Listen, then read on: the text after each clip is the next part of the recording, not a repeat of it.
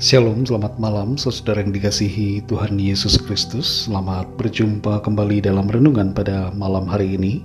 Saya ucapkan salam sejahtera buat saudara semua dimanapun saudara berada. Damai dan sukacita oleh Roh Kudus melimpah senantiasa dalam hati dan kehidupan saudara semua.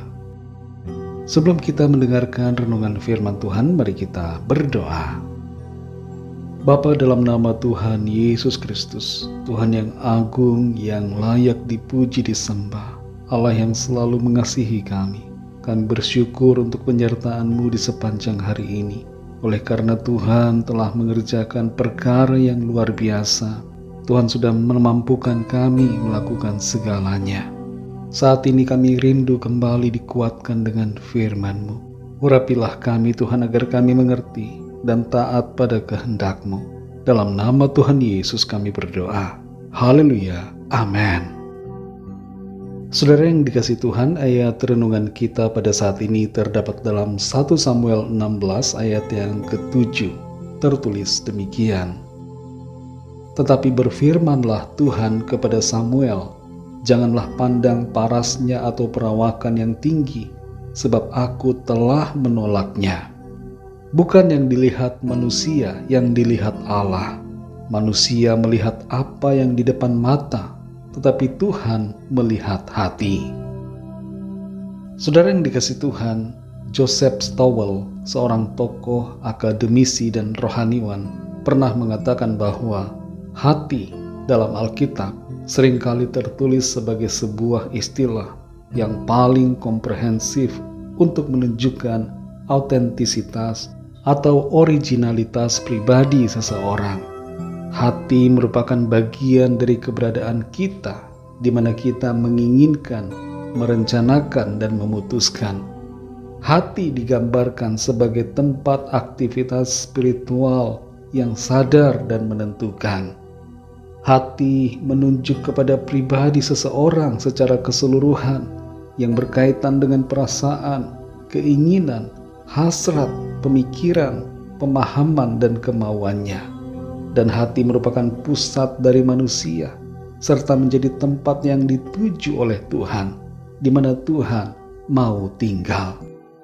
Sehubungan dengan hati manusia, 1 Samuel 16 ayat 7 ini mengajarkan kepada kita tentang bagaimana pandangan Tuhan terhadap kita manusia, yaitu bahwa Tuhan melihat dan mengenal serta menguji hati kita.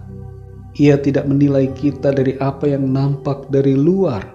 Ia tidak memilih kita karena apa yang kelihatannya hebat secara lahiriah, tapi ia memilih orang-orang yang mempunyai hati yang bersih dan tulus kepadanya. Dalam konteks ayat dan pasal ini, Nabi Samuel sedang mencari seorang raja baru untuk menggantikan Saul yang telah diangkat menjadi raja sebelumnya, tapi telah ditolak Tuhan karena ketidaktaatannya. Tuhan menyuruh Samuel pergi ke rumah seorang bernama Isai untuk mengurapi salah satu anaknya menjadi raja. Ketika Samuel melihat Eliab, salah satu anak dari Isai, dia mengira Eliab akan menjadi pilihan yang tepat karena Eliab memiliki penampilan yang menarik dan tinggi. Tapi Tuhan menegaskan bahwa penampilan fisik atau kesan luar bukanlah kriteria utama bagi Tuhan dalam memilih orang yang akan dipakainya. Tuhan tidak melihat penampakan secara lahiriah. Tuhan tidak melihat perawakan. Tuhan tidak melihat ganteng, cantik, atau tidaknya seseorang. Tapi Tuhan melihat hatinya. Beberapa hal yang menjadi rema melalui ayat ini buat kita adalah bahwa penilaian manusia seringkali berbeda dengan penilaian Tuhan. Manusia cenderung memandang berdasarkan penampilan fisik, kekayaan, dan kedudukan sosial. Tapi Tuhan tidak mengukur nilai seseorang berdasarkan hal-hal yang tampak oleh mata manusia. Tuhan melihat hati, motivasi, karakter, dan kesetiaan yang sejati. Hati merupakan fokus utama yang diperhatikan oleh Tuhan. Hatilah yang menjadi pusat perhatian Tuhan. Hati yang tulus, rendah hati, dan setia kepadanya adalah hal yang dihargai oleh Tuhan. Ketulusan dan kesetiaan hati kita akan menunjukkan kesediaan kita untuk mengikuti kehendak-Nya dan mempersembahkan diri kita sepenuhnya kepada Tuhan. Dan inilah yang diinginkan oleh Tuhan.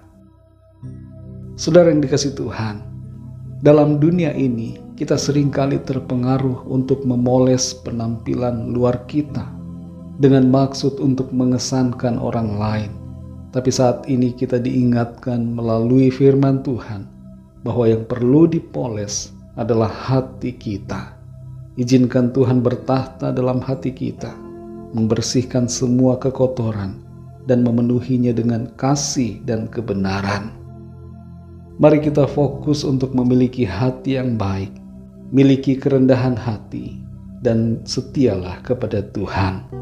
Inilah yang dihargai dan dicari oleh Tuhan dari setiap kita. Mintalah Roh Kudus memenuhi hati kita agar kita selalu berkenan di hadapan Tuhan. Jagalah hati kita supaya kita dapat dipakai Tuhan menjadi alatnya yang membawa kemuliaan bagi nama Tuhan. Mari kita berdoa. Bapa, dalam nama Tuhan Yesus Kristus, kami bersyukur berterima kasih untuk firman-Mu yang sudah kami dengar. Firman-Mu kembali mengajar kami, menguatkan untuk kami memiliki hati yang bersih, hati yang kudus dan benar di hadapan-Mu. Jamah hati kami Tuhan, bersihkan dan kuduskan dengan kuasa firman-Mu. Tuntun kami Roh Kudus, supaya kami senantiasa mengasihi Tuhan dan hidup seturut dengan apa yang menjadi kehendak-Mu ya Tuhan. Layakkanlah kami dan pakailah kami Tuhan menjadi alat-Mu. Berkatilah kami di sepanjang malam hari ini, lingkupi kami dengan kasih dan kuasa-Mu dalam istirahat kami. Pagari kami dengan malaikat-malaikat sorga-Mu. Kami berdoa bagi yang sakit dan yang sedang dalam pergumulan, agar kuasa Tuhan bekerja, ada kesembuhan, ada pemulihan terjadi, dan jalan keluar yang ajaib. Mujizat Tuhan termanifestasikan dalam kehidupan setiap kami. Berkatilah bangsa dan negara kami Indonesia, dan juga semua bangsa di dunia ini. Lawatlah ya Tuhan dengan kasih dan rahmat-Mu, agar setiap orang dari segala bangsa percaya kepadamu. Pakailah kami Tuhan menjadi saksi-saksi-Mu, untuk membawa jiwa-jiwa datang kepadamu. Ampunilah kami akan kesalahan kami, seperti kami juga mengampuni orang yang bersalah kepada kami. Segala puji, hormat, syukur hanya bagi-Mu. Dalam nama Tuhan Yesus Kristus, Tuhan dan Juru Selamat kami sudah berdoa dan mengucap syukur. Haleluya. Terimalah berkat Tuhan. Tuhan memberkati engkau dan melindungi engkau. Tuhan menyinari engkau dengan wajah-Nya dan memberikan kasih karunia.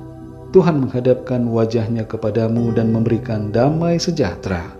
Berkat anugerah dari Bapa Surgawi, cinta kasih karunia dari Tuhan Yesus Kristus, dalam persekutuan dan penghiburan Roh Kudus, menyertai kita semua sekarang ini dan sampai selama-lamanya. Dalam berkat nama Tuhan Yesus Kristus, haleluya, amin. Puji Tuhan, saudara yang dikasihi Tuhan, saya percaya firman Tuhan menjadi berkat dan kekuatan buat saudara semua, dan Roh Kudus akan menolong saudara untuk lebih lagi memahami kebenaran firman Tuhan. Tuhan Yesus memberkati saudara semua. Selamat malam, selamat beristirahat, dan sampai jumpa dalam renungan yang berikutnya. Haleluya.